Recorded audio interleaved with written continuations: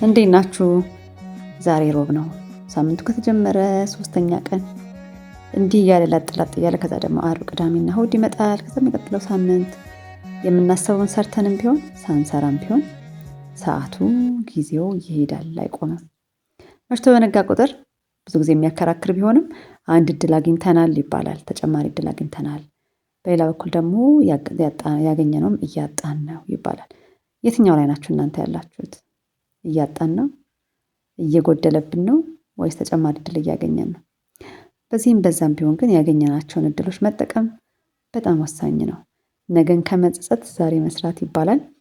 ሲመሽ ሁልጊዜም መቆጨታችን ማዘናችን አይቀርም። ዛሬ ግን ሮብ ነው፣ ደስ የሚል ቀን ነው፣ ሶስተኛ ቀን ነው።